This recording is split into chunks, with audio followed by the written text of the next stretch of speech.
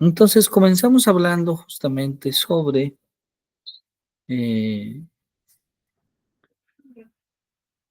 las corrientes epistemológicas, justamente.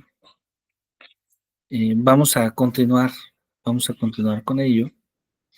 Vamos a continuar dialogando sobre estas corrientes y sobre cómo hay diversos criterios que nos permiten hablar justamente de eh, la epistemología.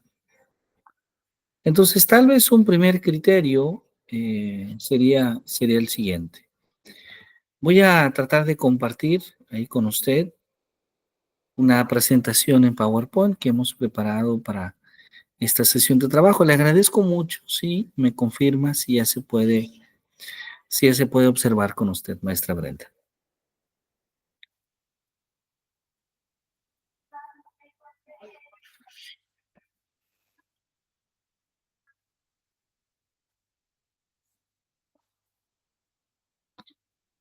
Muy bien, ¿ya se puede ver por allá? Sí, maestro, ya lo puedo ver.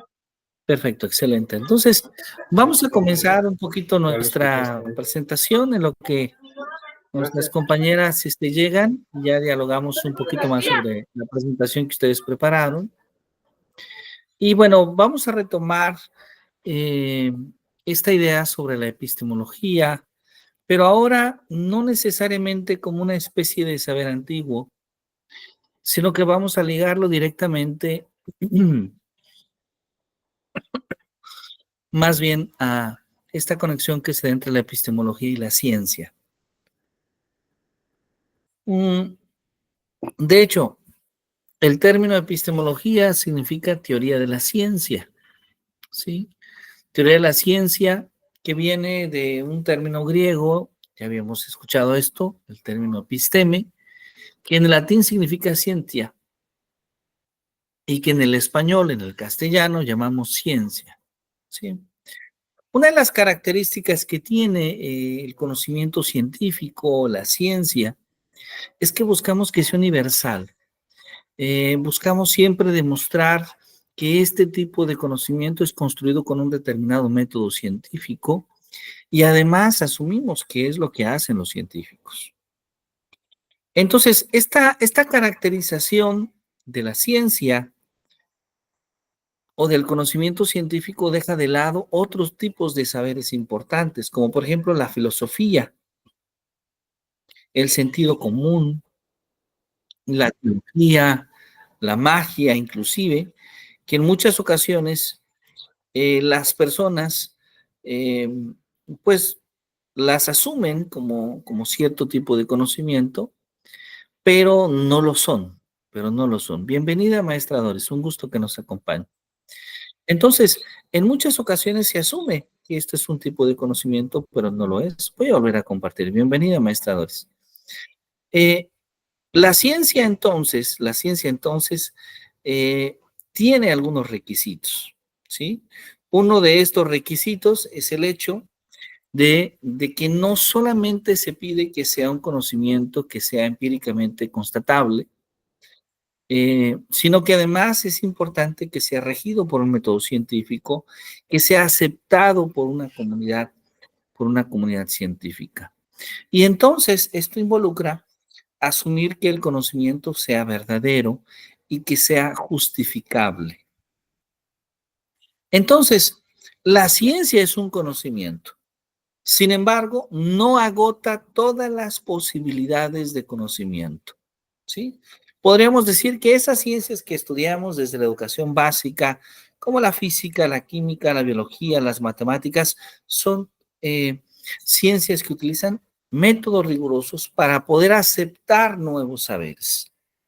Ahora, la teoría del conocimiento se dedica a estudiar el conocimiento, todo el conocimiento que es científico, pero también aquel conocimiento que no es científico.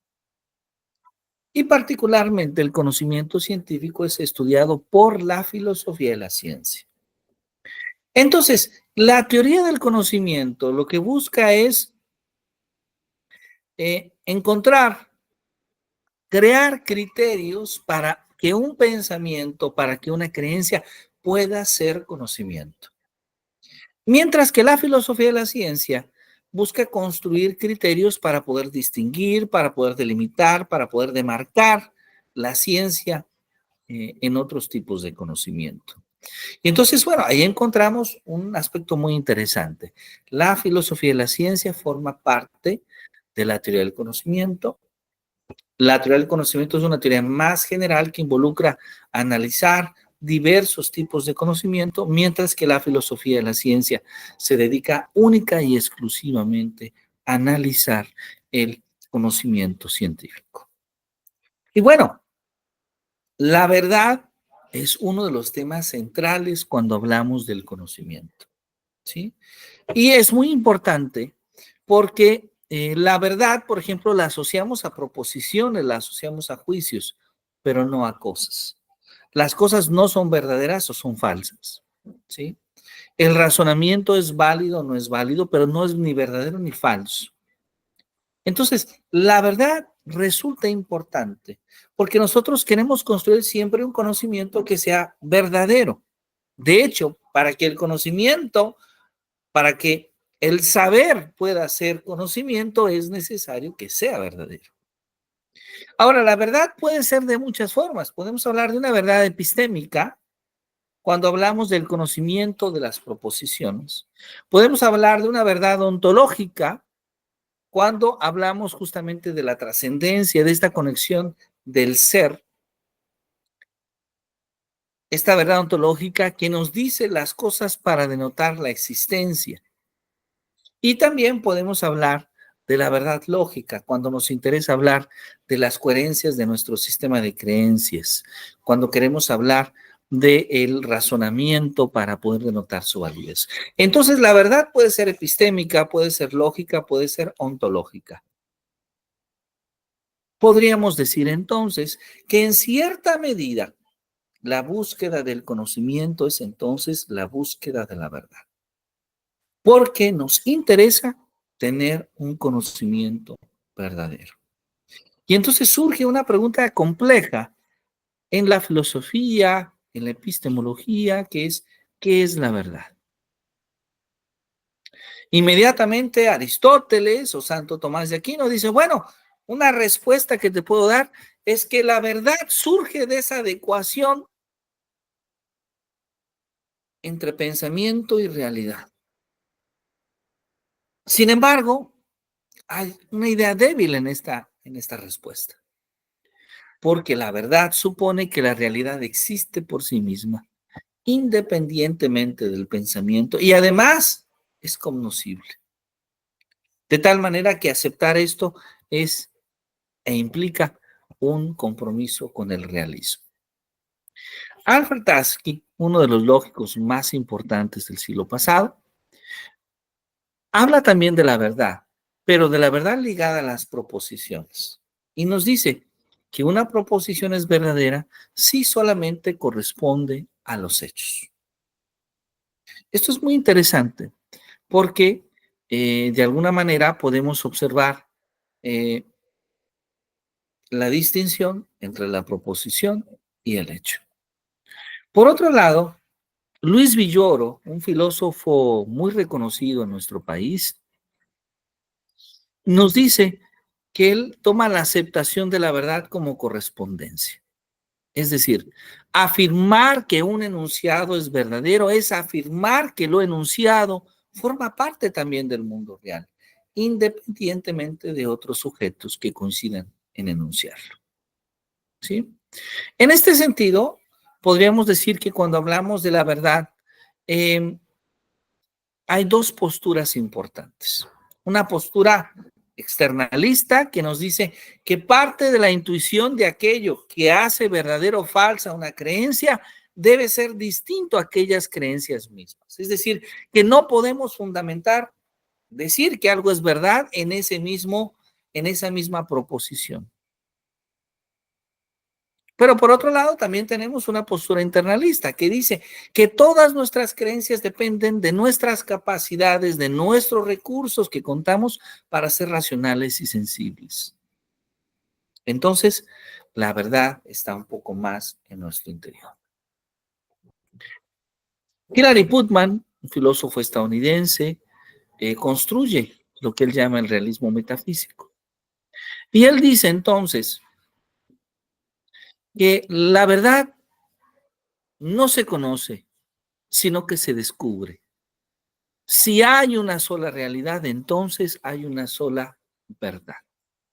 Y vean que esto nos lleva siempre a una complejidad con una propuesta filosófica, voy a dejar de compartir, que establecen otros pensadores que llamamos justamente relativismo, ¿sí? Cuando alguien afirma, por ejemplo, que tiene una opinión o que cree tener la verdad sobre algo, pero esa verdad sobre algo es diferente en Aimé, en Brenda y en Jesús. Y entonces la gran pregunta es, ¿cuál es la verdadera verdad? Es decir, ¿cuál es la verdad si cada quien tiene una idea distinta? De tal manera entonces que para Putnam la verdad existe y la verdad es única, la verdad es una. Lo que hay son interpretaciones de lo que la persona cree que es la verdad.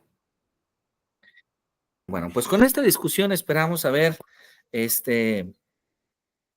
invitado a la participación, invitado a la reflexión, y vamos entonces a comenzar con nuestras exposiciones. Ya está con nosotros la maestra Doris Aimé. Maestra, ¿gusta que comencemos contigo? Sí, con todo gusto. Gracias, muchas gracias. Puede compartir pantalla si usted gusta. Muchas gracias. Voy a mantener mi cámara apagada para que no me vaya a fallar la red. Claro que sí, muchas gracias. Gracias. Me voy a permitir compartir.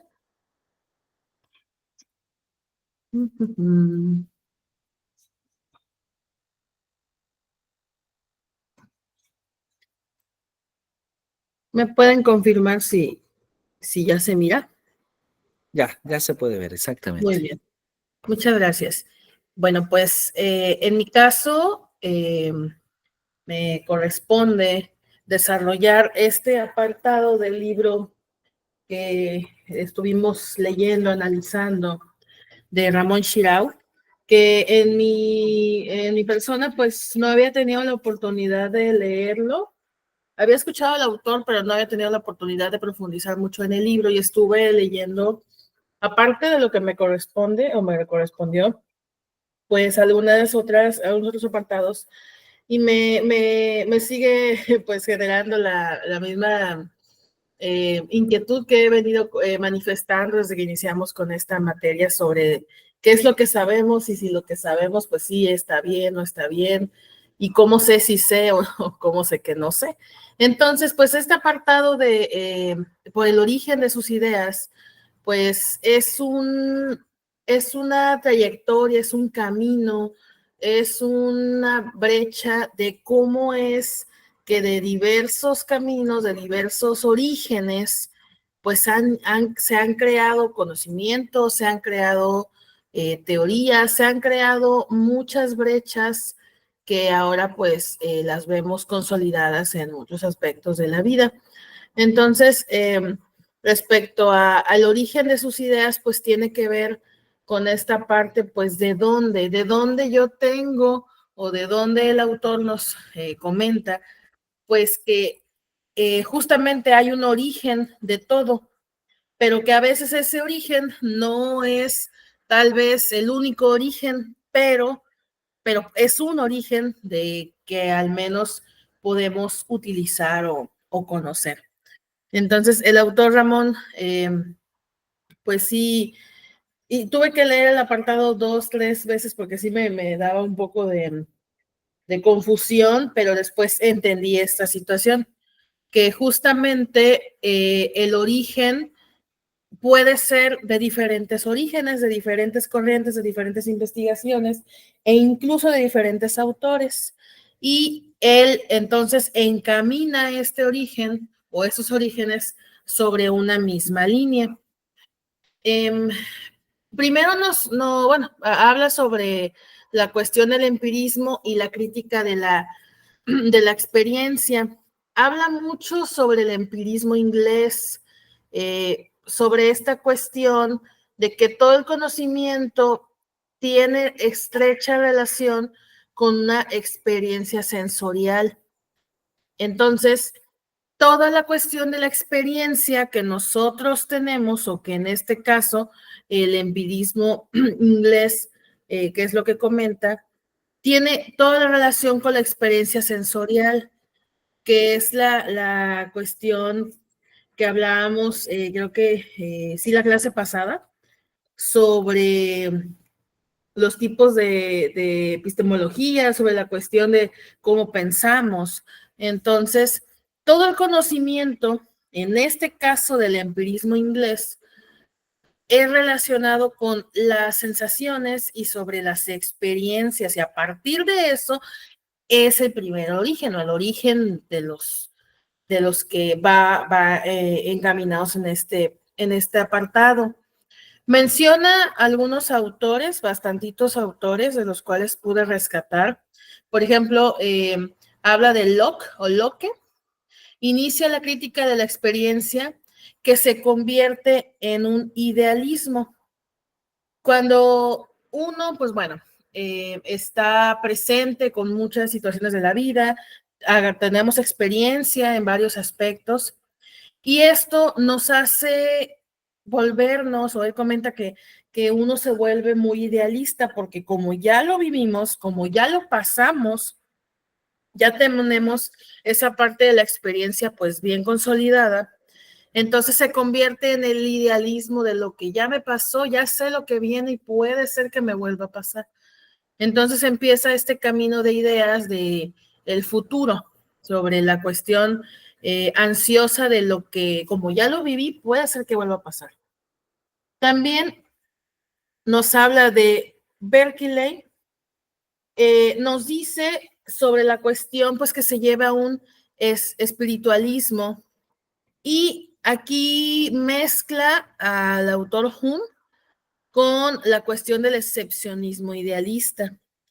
Estos dos autores, perdón, los juntó porque justamente nos habla sobre el espíritu y sobre el excepcionismo idealista. O sea, la cuestión escéptica, que como también lo comentábamos hace rato, junto con el espiritualismo, es otro camino, viene siendo otra brecha sobre la cuestión del origen, de cómo es que nosotros pues adquirimos cierto conocimiento. Aquí continúa también con el autor Hume, que nos dice que distingue entre pensamientos e impresiones, y siendo las impresiones lo más real. Entonces entra este conflicto entre lo que sé, o lo que pienso, y lo que veo. Lo que pienso y lo que está ahí, la impresión que me da. Y aquí él afirma que las impresiones son las cuestiones más reales que incluso los mismos pensamientos.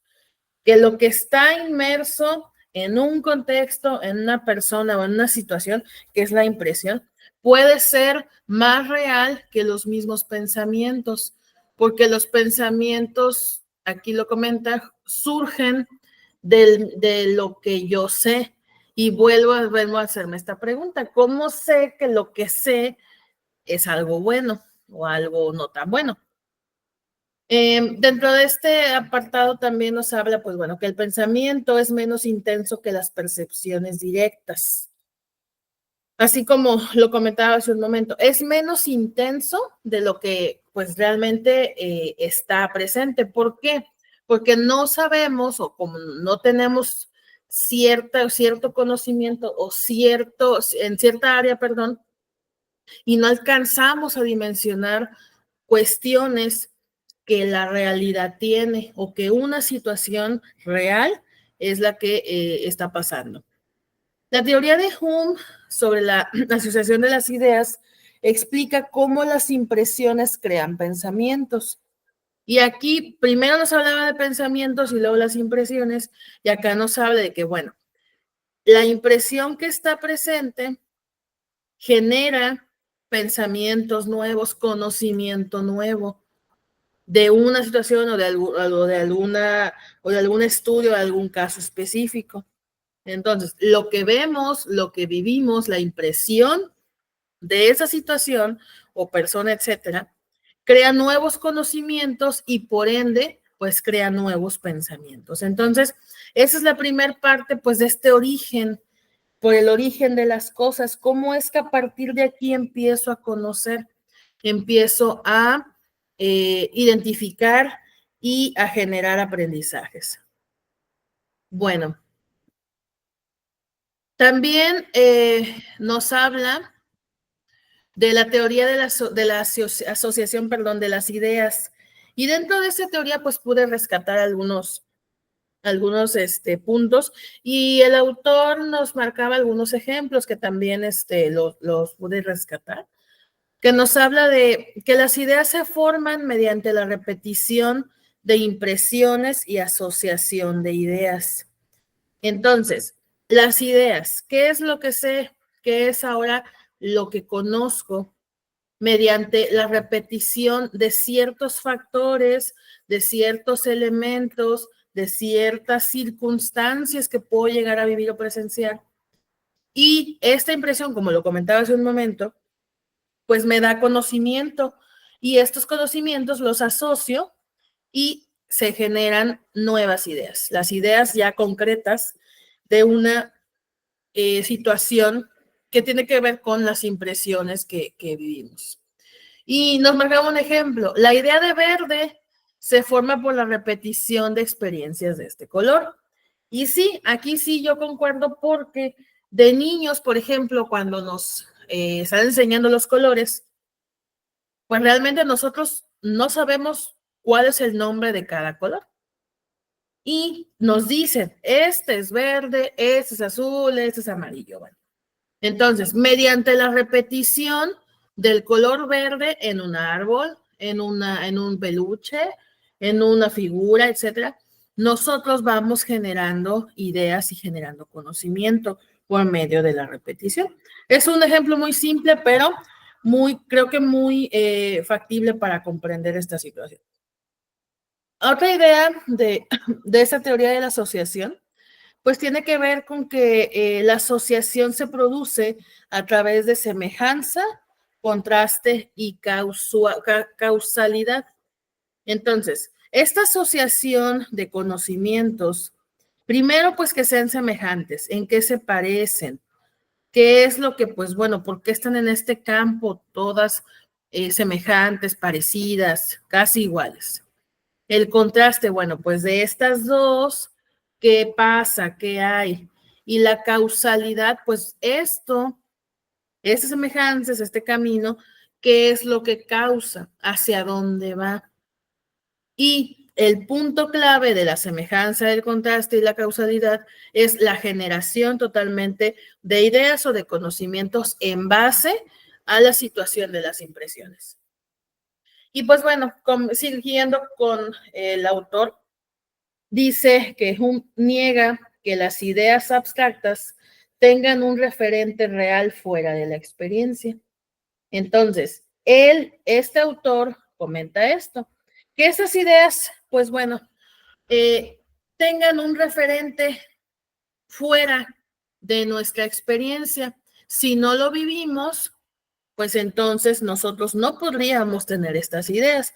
Él lo niega. Sin embargo, pues bueno, con muchas más teorías, investigaciones y con aportaciones de otros autores, pues bueno, cada autor difiere o apoya ciertas investigaciones que se hacen. Yo aquí creería que pues dependerá mucho de la situación y de la impresión que es la que se está presentando. Continuando, también nos habla de la cuestión de la crítica a estas ideas abstractas. También justamente el autor critica la metafísica, especialmente las ideas de causalidad, el alma y Dios. Este autor se basa solamente, bueno, meramente en cuestiones que se puedan ver, que se puedan sentir, que se puedan presenciar, ¿sí? Sobre todo a la metafísica, comentaba, bueno, en el libro aparecía un apartado, que la metafísica no es algo que se pueda comprobar porque no se puede medir en sí. Para este entonces, pues bueno, hacían ese comentario. de que la metafísica no se puede medir porque no es cuantificable, porque es solamente una cuestión que no se puede ver. Entonces, como no se puede ver, no se puede tocar, no se puede sentir, no existe. Y también comentaba, pues bueno, que no cree en las ideas de la causalidad, que son las consecuencias, el alma y Dios. Por ende, pues no cree en religiones ni en la cuestión de los pecados, también lo marcaba el documento. La causalidad no es una sucesión real, sino es una sucesión de las ideas. Entonces, nosotros podemos creer o suponer algo de una situación. Yo creo que esto es así porque yo así lo estoy viviendo. Pero no necesariamente puede ser esto verdad o mentira, porque puede ser una sucesión de las ideas que yo tengo de acuerdo a mi experiencia y no sé o no estoy de todo seguro si mi experiencia pues ha sido la correcta.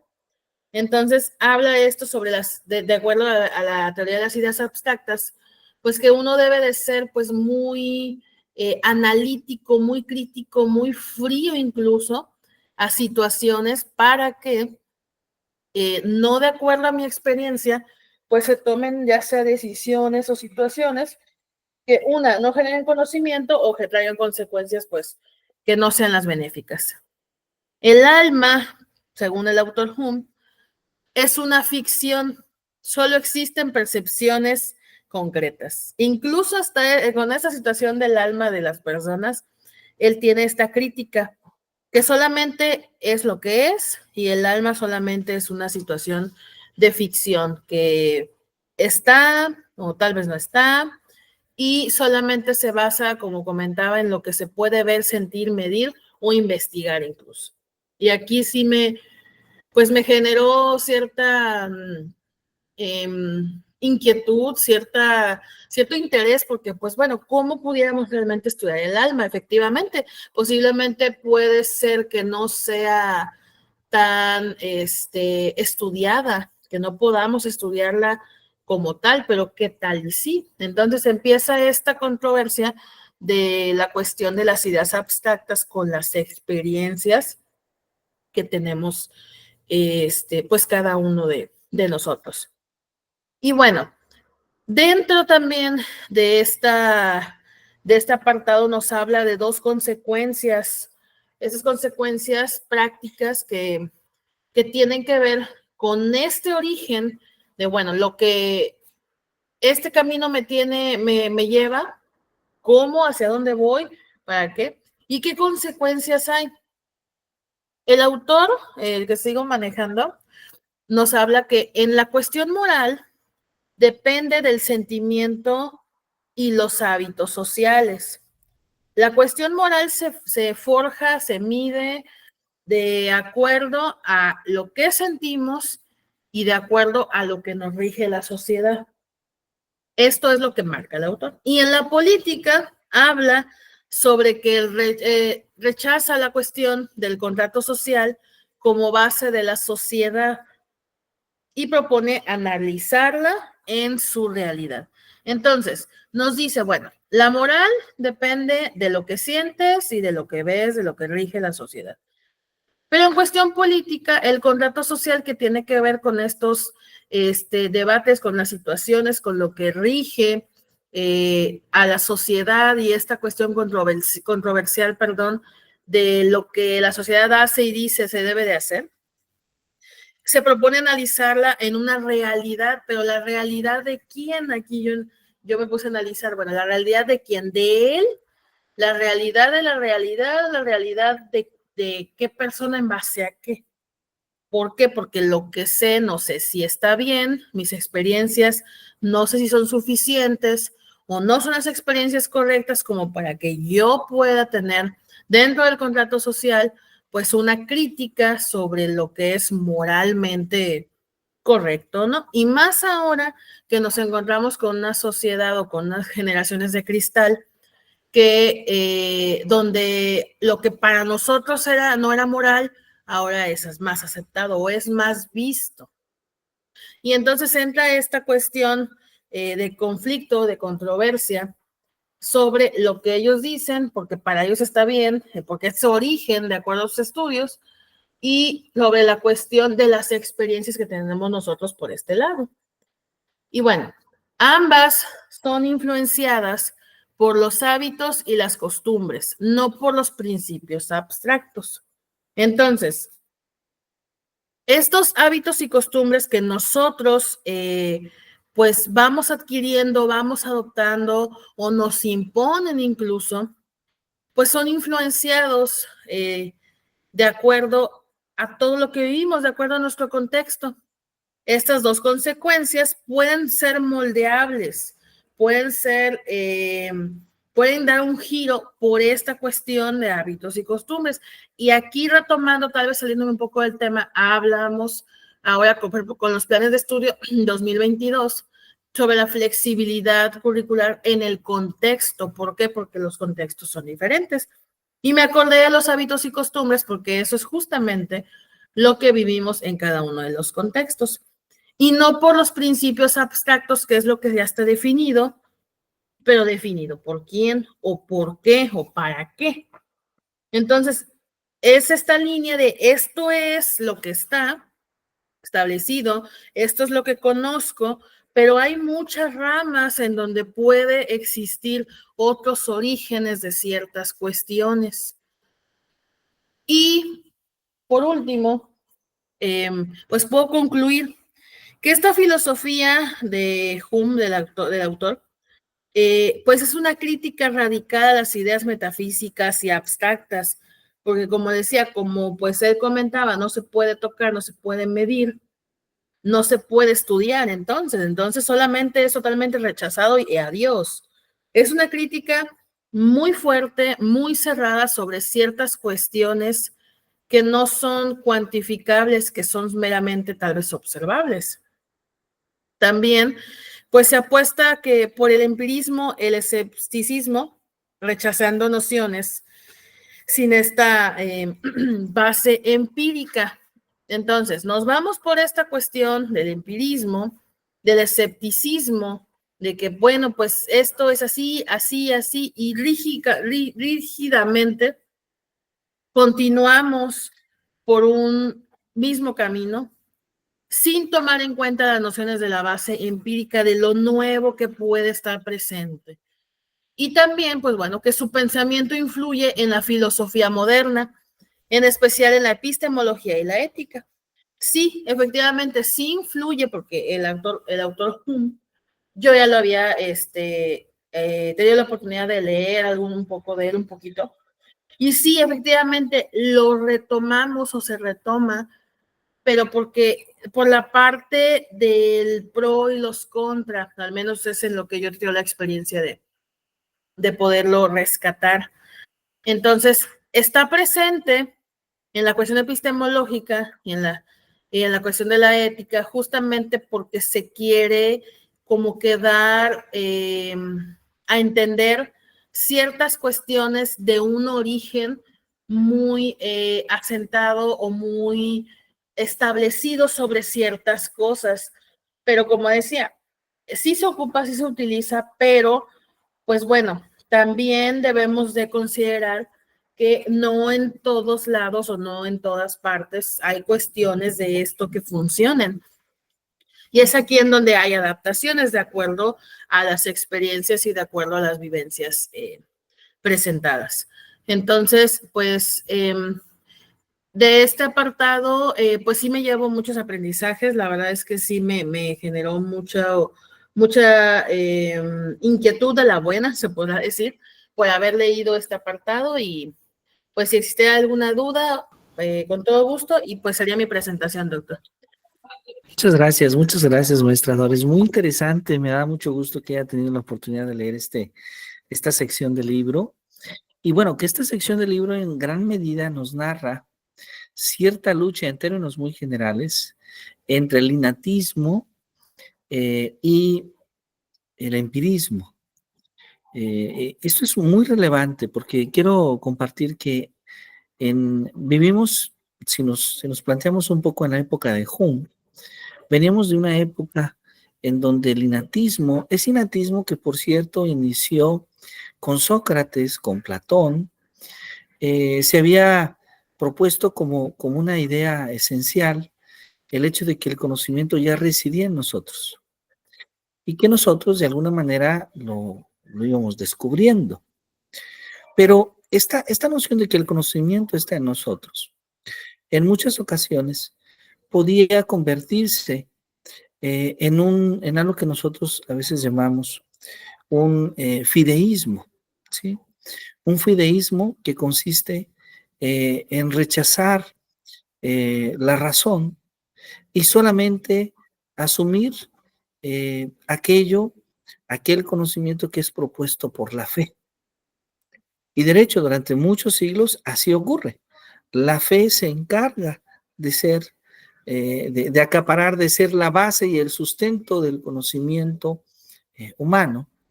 Y entonces, el empirismo que resurge con Hume, con Luke, con varios de los autores que la maestra Doris nos ha compartido, empieza esta lucha de decir, hey, hay que entonces asumir la idea de que conocer no conocemos desde nuestro interior, conocemos desde el exterior, a través de las sensaciones, a través del contacto, conocemos a través de lo que observamos, de lo que vemos, de lo que olemos, de lo que tocamos, etcétera.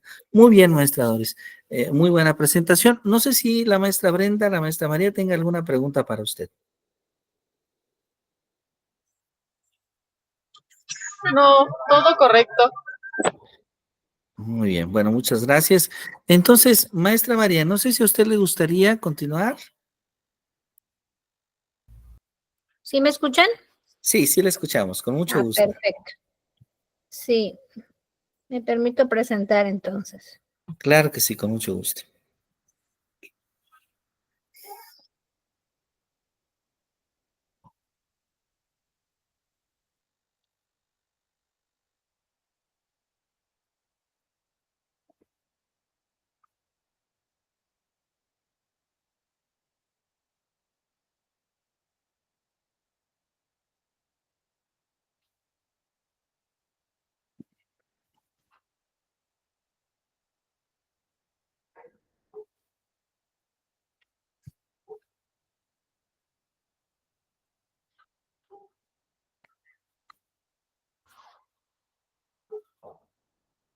¿Sí se ve mi presentación? Sí, sí se ve, maestra. Muy bien. Porque ya no los veo yo a ustedes. Sí, Ok. en Google Meet ya no nos permite ver, pero sí, sí, sí la vemos. Ok. Bueno, a mí no me quedó muy clara la idea, de lo que se habla en el libro. Traté de leerlo completamente, pero me fue imposible porque es muy extenso. Quería yo encontrar en este libro, Introducción a la Historia de la Filosofía, pues algo que me hablara precisamente de esas definiciones de verdad de lo que hablan los autores. No está como tal así una definición, creo que no la encontré o no lo leí correctamente, no, usted me dirá, pero no encontré cómo los autores hablan precisamente de esas definiciones de verdad. Entonces, investigué y en esa investigación que realicé, pues encontré que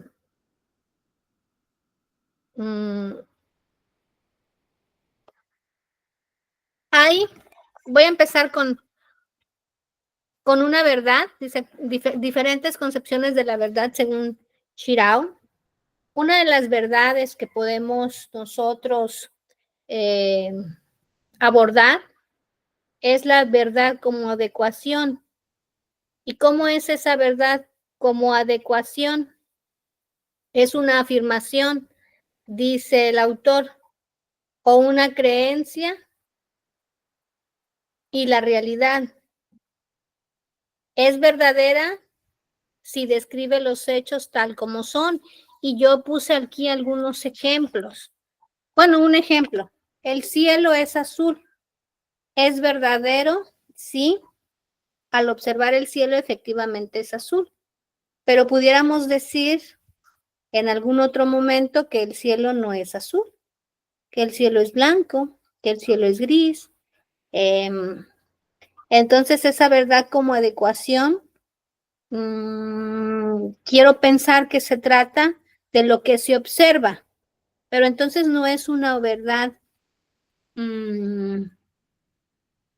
real, porque se pudiera modificar según la perspectiva de cada quien o la forma en que la observa cada una de las personas. Luego puse otra verdad como coherencia. Esta verdad la entiendo como una verdad lógica dentro de un sistema de creencias, que es una afirmación, es verdadera si es consistente con otras creencias o proposiciones que se consideran verdaderas. Y también puse un ejemplo, que en matemáticas el resultado de una ecuación es verdadero si sigue las reglas lógicas y es coherente con otros principios matemáticos aceptados. Pero, ¿y si no sigo esas reglas para llevar a cabo esa operación? ¿No es verdad mi resultado? Yo me hago todas estas preguntas porque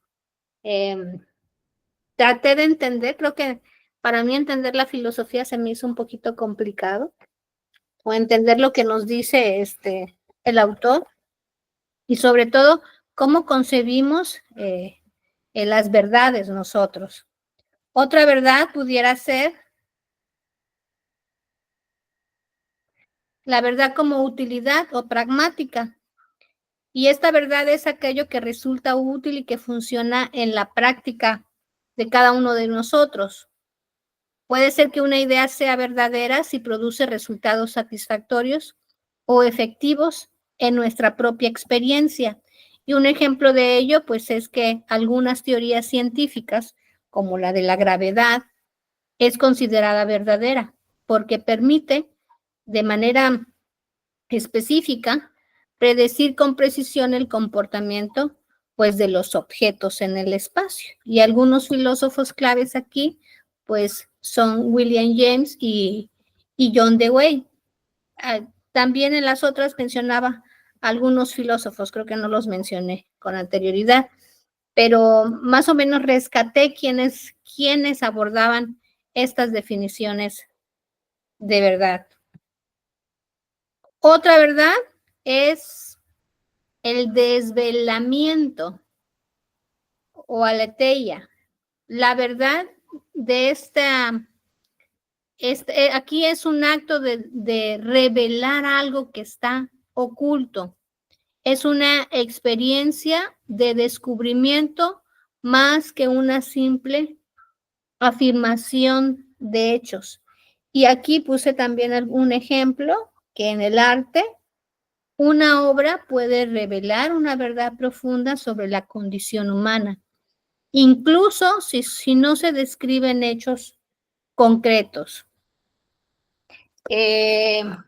Hace unos días, en la escuela normal, donde laboramos, nuestro compañero Efren y un pintor colombiano nos regalaron un mural, una obra ahí, que si nosotros vamos y la observamos, pues para nosotros no representa más que una pintura de dos brazos o de dos personas saludándose, porque ni siquiera están las personas, nada más están los brazos y las manos. Pero ya cuando nosotros nos acercamos a los pintores y ellos nos explicaban lo que significaba esa pintura, entonces ya me doy cuenta que aquí pues podemos dejar mensajes por medio del arte. Entonces fue algo que yo comparé con este concepto de verdad, de desvelamiento o de revelar algo.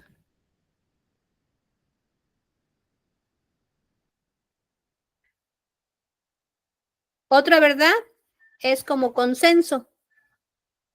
esta verdad se construye a través del acuerdo racional entre los sujetos, en un contexto de diálogo libre de coacciones.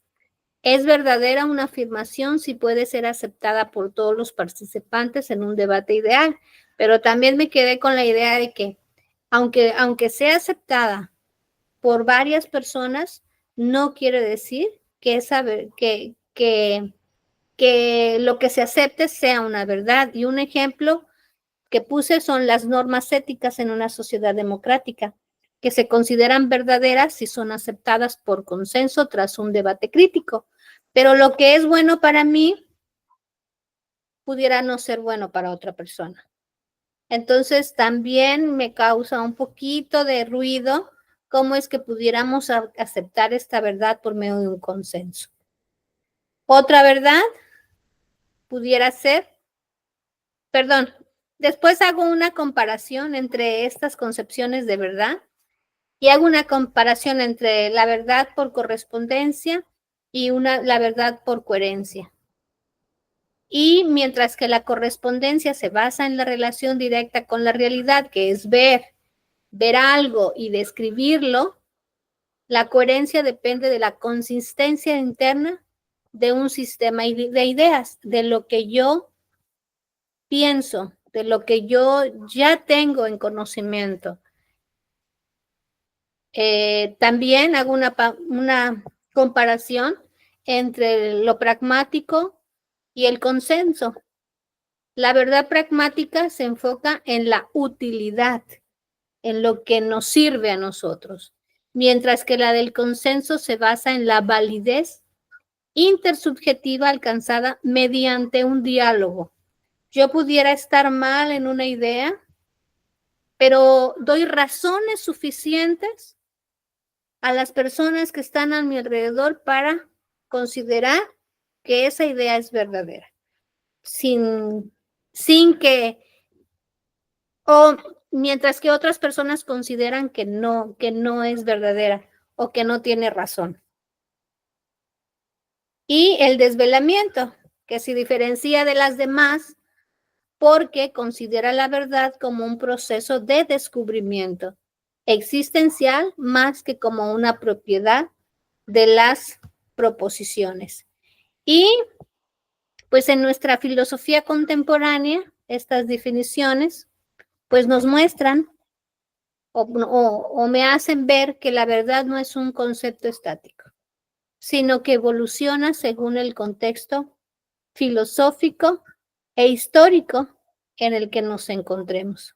Y pues en la actualidad hay un debate, o más bien nosotros debatimos si la verdad puede reducirse a una sola de estas concepciones o si es un concepto plural que abarca pues varias de estas dimensiones. Quizás estos conceptos de verdad que yo abordé no sean todos, si pudiéramos encontrar más conceptos de verdad de acuerdo, según el filósofo que nosotros pues estemos estudiando.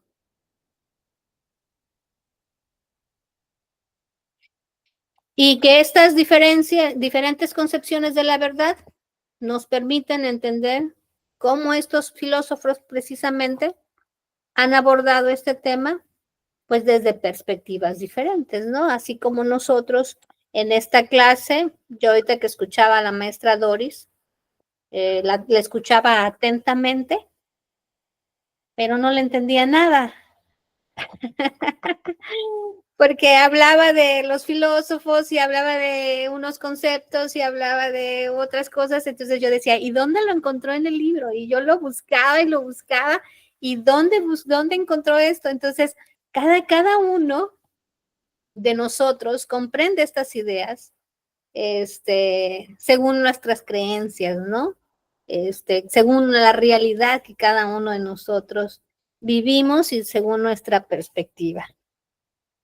No es que la maestra Doris lo haya hecho mal, ¿no? Explicó muy bien, pero yo creo que el comprender a los filósofos y comprender este tipo de cosas, pues nos lleva a razonar, a un razonamiento pues de mayor, ¿cómo lo diré? De mayor, un poquito más de trabajo, de leer un poquito más. Y pues para mí comprender estas ideas me ayuda a desarrollar un pensamiento crítico y analizar cómo construimos nuestras creencias sobre nuestra realidad. Y estaba yo buscando algunas frases de algunos filósofos, no rescaté todas, pero una que me llamó la atención decía, no serán siempre tan precisas las respuestas como lo es la pregunta. Quizás podemos hacerle una pregunta a una persona o a un grupo de personas. Nuestra pregunta puede ser una pregunta precisa, pero las respuestas siempre van a ser diferentes en el grupo de personas en el que nos encontremos, según la perspectiva de cada quien, según la realidad de cada quien, según la verdad de cada quien, según el conocimiento de cada quien. Eso es lo que pude rescatar, doctor. Creo que aún me falta un poquito aclarar las ideas, pero creo que lo voy hilando poco a poco. Muy bien, muy bien. Muchas gracias, maestra Marilena. Me gustó mucho su presentación. Muy buen trabajo. Y bueno, si me permite solamente comentar, sí, el libro es muy extenso, el libro de Shiraho es muy extenso, pero en pequeñas secciones, porque no viene una sección que tenga como un nombre que diga definiciones de verdad, sino que en pequeñas secciones habla de ello. Pero podríamos decir que en términos generales, estas maneras de comprender la verdad, podríamos dividirlas en dos grandes grupos. Unas que se basan en una teoría de la correspondencia que usted citó muy bien, y esa teoría de la correspondencia nos habla de que la verdad es la identificación del concepto o pensamiento con el objeto o la esencia. Y en la sección de Platón aparece, en la sección de Aristóteles, San Agustín, Santo Tomás de Aquino, Dux Escoto, e inclusive en John Locke también aparece, porque John Locke también cree en esta idea de la verdad. Por cierto, esta idea de la verdad probablemente sea la más común. La idea de decir, creo que algo es verdad si lo que pienso, o sea, la idea o el pensamiento coincide con el hecho. Y muchas personas probablemente estaremos de acuerdo. Bueno, si lo que pienso coincide con el hecho o con el fenómeno, entonces es verdad, porque pareciera que hay una coincidencia entre la idea abstracta y el mundo físico, el mundo real. Pero esto que acabo de afirmar nos lleva a un problema filosófico clásico. Aquel problema filosófico en el que para algunos filósofos lo que nosotros decimos mundo físico o lo que nosotros decimos realidad está creado desde nuestra mente. Hago la aclaración, no todos los filósofos piensan así, pero para aquellos quienes se asumen como idealistas, la realidad está construida en nuestro interior. Es decir, nosotros vemos lo que queremos ver en el mundo. Y entonces, si nosotros vemos lo que queremos ver en el mundo, lo que estamos diciendo en la teoría de la correspondencia, es que esa relación entre el pensamiento y la realidad es en realidad simplemente asumir que el pensamiento que nosotros vemos construye ese mundo que nosotros vemos. Y en consecuencia, si lo que vemos no es correcto, pues entonces podríamos ver a un mundo deformado y creer que ese mundo deformado es el mundo real. Y entonces ahí aparece una crítica a la teoría de la correspondencia. Bueno, esto parece bueno, pero vamos a ver que aún se puede complejizar más. Porque la otra corriente de la que también usted amablemente nos habló es la teoría de la coherencia. El hecho de que haya cierta coherencia. Yo soy marxista. Es más, voy a recordar, sin decir más cosas del gobierno, simplemente voy a decir, soy franciscano. Si soy franciscano, entonces, por mi propia filosofía, asumo tener una vida humilde y dedicada a la oración. Pero entonces, esto lo digo, soy franciscano, pero voy a VIPS. Y entonces, si voy a VIPS, para muchos podría ser no coherente ir a VIPS y ser franciscano. O tener un Lamborghini y decir que soy franciscano. Porque probablemente un franciscano decida caminar. Y un franciscano inclusive decida caminar descalzo. Entonces, la coherencia es importante. La coherencia entre las ideas. ¿Sí? La coherencia entre las ideas. E inclusive, a veces también, la coherencia entre el hecho y el pensamiento. ¿Sí? Sin embargo, nuevamente, la teoría de la coherencia también nos puede llevar por caminos un poquito complejos. Porque aparece el relativismo. Ese relativismo que consiste en decir que todos tenemos derecho a ver el mundo como nosotros queramos. Pero entonces, si todos vemos el mundo como nosotros queramos, ¿cómo es el mundo realmente? Porque Brenda, María, Aimé y Jesús pueden ver mundos diferentes, completamente distintos, y decir que cada uno de nosotros decimos que ese mundo es la verdad. Entonces, el relativismo individual nuevamente genera un problema filosófico con la verdad. Y también, inclusive, el relativismo colectivo, porque hay quienes dicen, no, bueno, está bien, no acepto que de manera individual cada quien diga la verdad, pero seguro que la sociedad sí va a saber qué es la verdad. Me hace recordar a lo que decía un gobernante hace un tiempo, el pueblo bueno va a poder saber cuál es la verdad. Es decir, aunque Jesús tenga una idea deformada de la realidad, Aimé, María y Brenda, seguro que se van a reunir, van a dialogar, y eso que los cuatro decidan que es la realidad será. Nuevamente esto lleva a un problema filosófico, porque probablemente la realidad no sea esa. Y bueno, por último, Hilary Putnam, ¿sí? Un filósofo estadounidense, que dice, bueno, es que la verdad no tendría que estar condicionada por lo humano. Es decir, yo puedo creer o no la ley de gravitación universal. Es más, puedo estar en contra de la ley de gravitación universal. Puedo no conocer la ley de gravitación universal.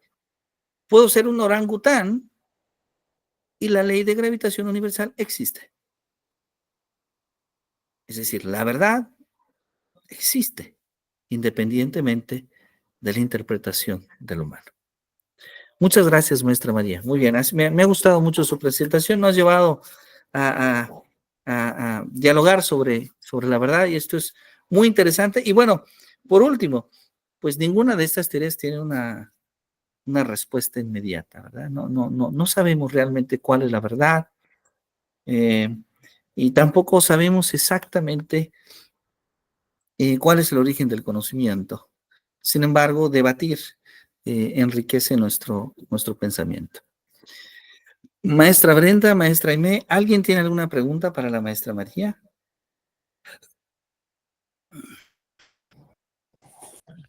No, todo bien, maestro, gracias. Todo muy bonito, ¿verdad? Muy bien, excelente. Entonces, maestra Brenda, ahora dejamos la palabra en usted. Sí, maestro, gracias. Voy a compartir mi pantalla. Muchas gracias.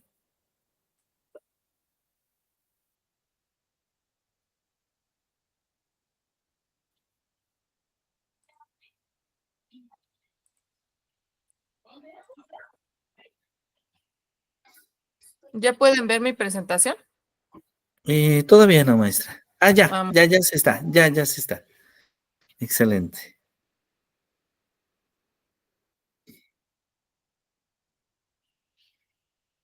Bueno, pues considero que mi tema viene un poquito de la mano o en continuación con los temas de mis compañeras anteriores. Es la clasificación de las corrientes epistémicas, pero de acuerdo a los modos de conocimiento. Y bueno, en este libro de la introducción a la historia de la filosofía de Ramón Tsirao, el autor pues nos menciona, creo que de mi parte son conceptos, digamos, como muy, pues un poco más sencillos de comprender dentro de mi punto de vista, que son las diferentes corrientes filosóficas, pues que han evolucionado a lo largo de la historia y en el pensamiento de nosotros, ¿no? El primero que nos habla son las filosofías deductivas. Aquí pues se divide en dos partes que vienen siendo las filosofías racionalistas.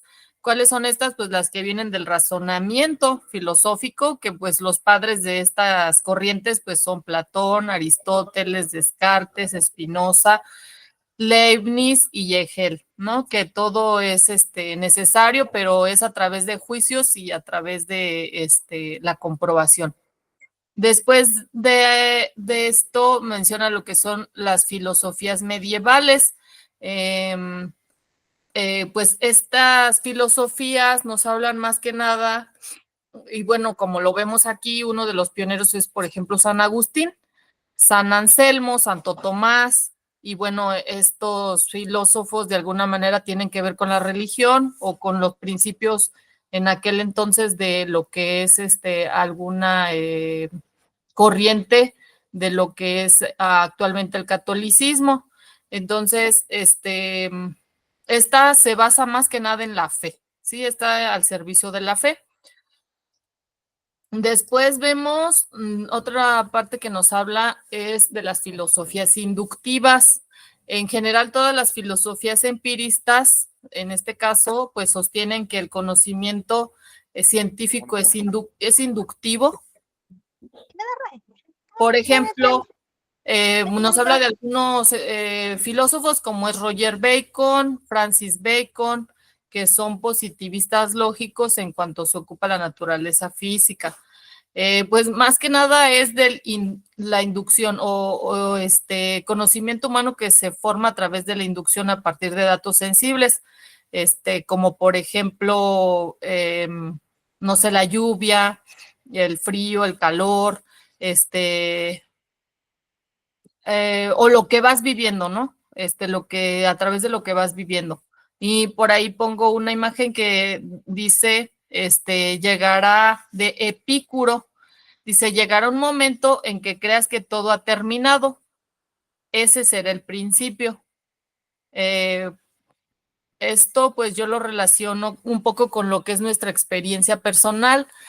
Cuando nosotros pues de alguna manera sentimos que algún sufrimiento de lo que hemos vivido va terminando, en realidad vamos iniciando una etapa de madurez que se transforma en nuestro sentir y nuestro conocimiento, se ve afectado pues nuestra forma de pensar. Nuestra forma de pensar cambia y vuelve a iniciar, ¿no? Vuelve a iniciar hasta que volvemos a aprender otra situación a través de esa parte sensitiva. Después vemos lo que es el intuicionismo, que sostiene que el conocimiento es inmediato, ya sea en su totalidad, ya sea parcialmente. Como Epicuro, como lo que les mencionaba, que dice verdad de la intuición emocional en la parte romántica, como Rousseau, que recuerdo mucho que lo vi en la prepa, verdad de la intuición racional, que son los axiomas matemáticos. La parte romántica, ¿no? Que lo que les mencionaba, más que nada, que cambia nuestra forma de pensar en cuanto a la parte sensible o sensitiva.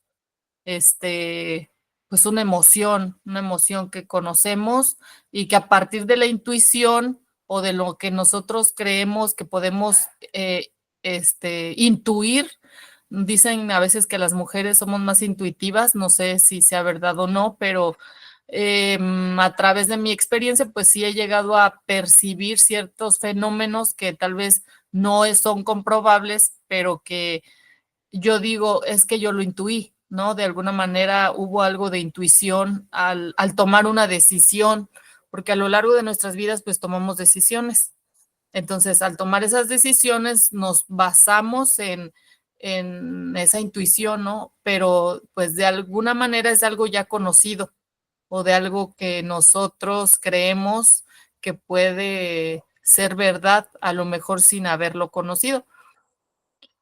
Y bueno, las filosofías, los filósofos e intuición en cada uno de los pasos deductivos, pues también de Descartes, nos habla ahí.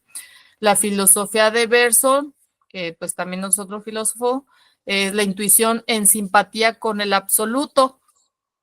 Bueno, yo eso lo interpreto, que es a través de nuestras inteligencias múltiples, ¿no? Por ejemplo, que tenemos, no sé, ver, escuchar,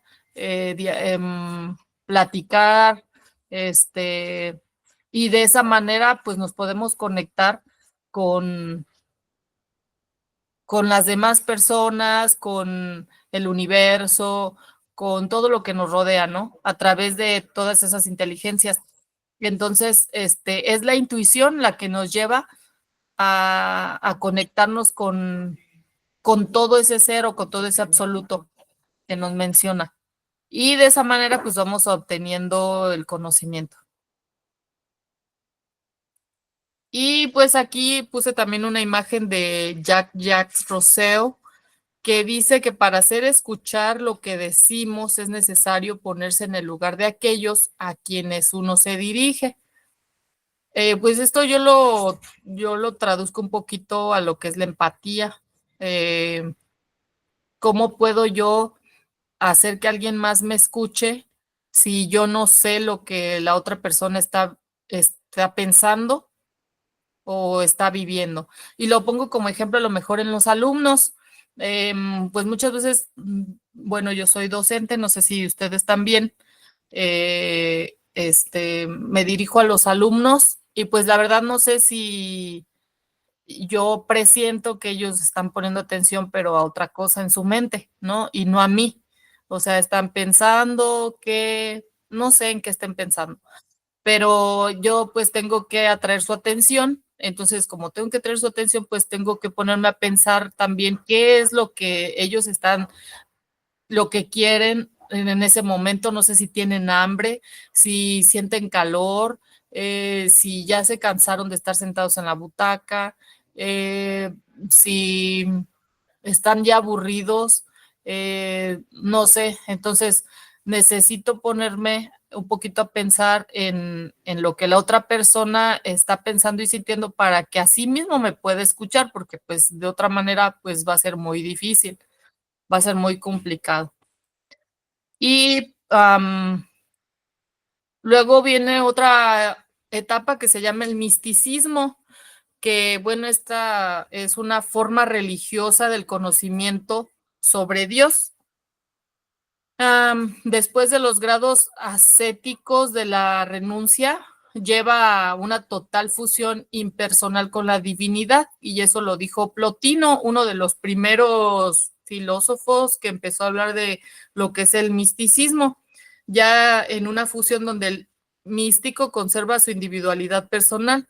Y bueno, pues más que nada el misticismo se refiere a la relación que existe de una persona con la creencia del más allá de la parte que no se ve, como la divinidad, como la parte espiritual, que todos los entes pueden llegar a tener o a sentir, ¿sí? Que existe un poder superior más allá que fue el que creó todo y que entonces no hay, no hay, como decía una de las compañeras, a lo mejor que fue Aimé, mencionó que el filósofo, lo que no tocaba, pues no creía. Entonces es todo lo contrario, no lo ve, no lo toca, pero se cree en ello. Pensamientos de Plotino. ¿Qué piensa? Que el uno supremo, Plotino, postula la existencia de un uno supremo e incognoscible, la fuente primordial de todas las cosas. O sea, que no lo conocemos, pero que es la fuente de donde iniciaron todas las cosas. Emanación, todo lo existente emana del uno en una jerarquía descendente. Primero la mente, luego el alma, que es el psique, y finalmente el mundo material. El alma, pues, dice que procede del nous, que es la mente, y actuó como intermediaria entre el mundo inteligible y el mundo sensible. El mundo material es el nivel más bajo de la realidad, resultado de las emanaciones del uno, y es imperfecto y mutable. Entonces, pues son sus pensamientos que pues dijo Plotino. Y bueno, el último es el fideísmo. Tampoco yo tenía conocimiento que así se llamaba, apenas hasta que pues estuve leyendo el libro, ¿no? Que el fideísmo pues sostiene que el único conocimiento de Dios, su existencia y sus atributos es mediante la fe, o sea, pues es la fe, ¿no? Se llama el fideísmo. Por lo tanto, renuncia a la razón y solamente se basa en la fe. Es decir, dice que hay una oponencia, por eso puse esa imagen como que entre si tienes fe, no puedes pensar con la razón, y si tienes razón, no puedes pensar con fideísmo o siguiendo esta forma de pensar de fe. Porque hasta donde llega la razón, pues empieza la fe, y hasta donde termina la fe, pues ya no se puede, ya no cabe el raciocinio. Y pues ahí nos menciona algunos filósofos como son Tertuliano, Nominalismo, Medieval, Kierkegaard y Unamuno. ¿Qué dice un fideísta? Pues pone entre paréntesis a la razón cuando ésta se enfrenta a los temas pues más altos, como es el origen de la vida y su sentido último. Cuando empezamos a decir, pues, quién nos hizo, de dónde venimos, cómo pudo haber, alguien creado, pues, algo así como en donde vivimos, ¿no? O sea, pues en este sentido, sí. Yo cuando veo un gusanito, pues sí me pongo a pensar y digo, ¿cómo pudo haber venido ese gusano? ¿Quién lo creó? ¿Cómo se creó? Hasta sus últimas patitas, no sé. Y es la pregunta, ¿no? Es como, por ejemplo, la gallina y el huevo, ¿qué fue primero, la gallina o el huevo? Y nos podemos llegar a estar ahí pensando siempre qué fue primero. Piensa que estos temas, como la razón, no te conduce a la fe, pues porque los científicos todo es mediante la comprobación, y entonces ya no nos lleva a la fe. Y es al revés, en los temas más altos, igual la razón necesita de la fe, y la fe sobrenatural necesita de la sabiduría de la razón.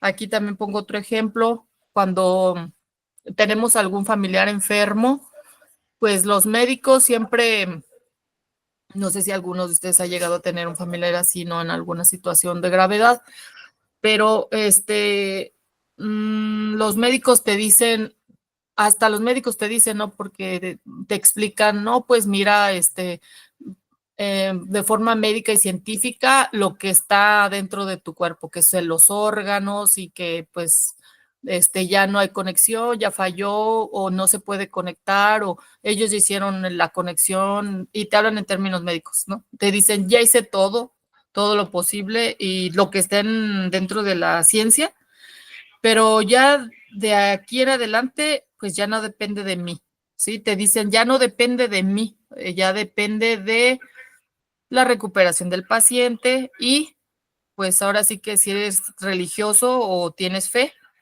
pues depende de la fe. Entonces se te dice, pues tu paciente, tu familiar está en peligro, pero pues ya no depende de mí. Entonces es ahí en donde te enfrentas con que después de la vida o de lo que es una persona,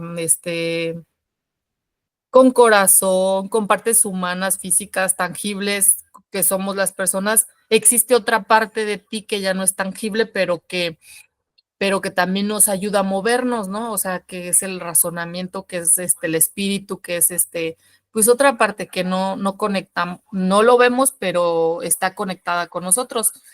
Entonces es ahí donde entra esto que explica el libro, que son temas del origen, a lo mejor, o de un sentido no no explicativo o que no se puede explicar tan fácil, y que se llama el fideísta o fideísmo.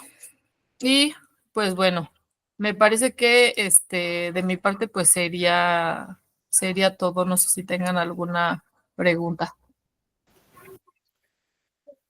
Muchas gracias, maestra Brenda. Muy interesante hablar justamente sobre cuáles son los modos del conocimiento. Y podríamos decir que esta exposición que usted generosamente nos comparte nos permite ver que al menos en la filosofía, y aquí debo aclarar, al menos en la filosofía de los años 50 o hasta la filosofía de los años 50, encontramos 4 modos: el deductivo, el inductivo, el intuitivo y finalmente el fideísta. Sí, estos son los 4 modos esenciales. Ahora, hay muchas subcorrientes que nacen de estos, desde luego. ¿Sí? El deductivo lo vemos presente principalmente en el conocimiento de corte científico. Tanto deductivo como inductivo lo vemos presente en las matemáticas, en la física, en la química, en la biología, ¿sí? En temas principalmente que tienen que ver con ciencias formales, ciencias experimentales. Después pasamos a la intuición, y la intuición siempre genera un debate muy fuerte, ¿sí? Porque hay muchas maneras de entender la intuición. La maestra Brenda nos habló de una forma, esta intuición inclusive ligada a la mujer, pero para otros autores la intuición no es exactamente ese tipo de intuición, sino otro tipo. Es un poco más del siguiente estilo. Vamos a suponer a una persona que realiza un oficio específico, ¿sí? Alguien que trabaja con motores, ¿sí? Y que al trabajar con motores, que tal vez tiene cierta conexión con la intuición que dijo la maestra Brenda, debo decirlo, tiene tanta experiencia esta persona después de 20 o 30 años que cuando escucha un automóvil en su encendido, logra saber cuáles pueden ser algunas posibles fallas que tenga ese vehículo. Un poco de esa intuición. Si esto lo trasladamos a campos de conocimiento, podríamos decir, a lo mejor ustedes seguramente llevaron la preparatoria cálculo integral y diferencial. Y después de hacer muchas integrales, unas 1000 o 2000 o 3000 integrales, la maestra me ve una integral ahí en su escritorio y dice, bueno, creo que esta integral es de la forma tal, tal. Eso también es intuición.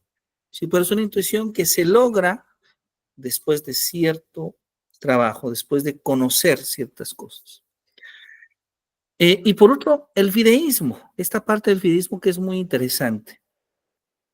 El fideísmo esencialmente reconoce, le da un peso especial al valor, al valor de la fe sobre la razón, ¿sí? Pero a veces también se genera otro fenómeno del cual ya hemos hablado por un poco en menor medida, que es el escepticismo. Y hay un escepticismo que también es positivista. Por ejemplo, hay un escepticismo positivista y hay un escepticismo fideísta. ¿Cuál es el escepticismo fideísta? Aquella persona que no acepta ningún tipo de conocimiento que no sea de corte religioso, de acuerdo a su fe. ¿Sí? Por ejemplo, alguien dice, yo solamente creo en la palabra de Dios y solamente creo en eso. No acepto ningún otro consejo, ningún otro tipo de conocimiento que no sea el de la palabra de Dios. Ese es un ejemplo de un escepticismo fideísta, porque rechaza cualquier otra opción de conocimiento. Pero también podemos hablar de un escepticismo positivista, cuando la maestra Brenda dice, yo solamente acepto un conocimiento científico.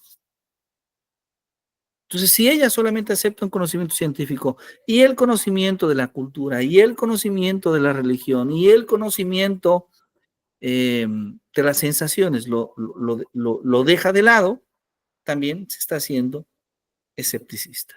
¿sí? Muchas gracias, maestra Brenda, por su exposición. Maestra Aimee, maestra María, ¿alguna pregunta, alguna duda para la maestra Brenda?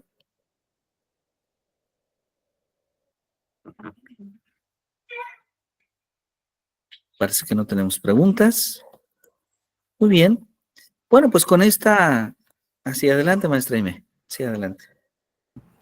No, solamente me causó curiosidad que, pues, como comentaba ella hace ratito, de lo que me tocó a mí, pues hablaba yo de lo que no se puede ver, no se puede sentir, no se puede estudiar, y cómo es la otra contraparte de que, pues bueno, existe la cuestión de la fe, pero la fe, ¿cómo la mides? Entonces sí me generó incluso todavía un poco más de controversia con todo esto, pero solamente es eso. Gracias, maestra Brenda.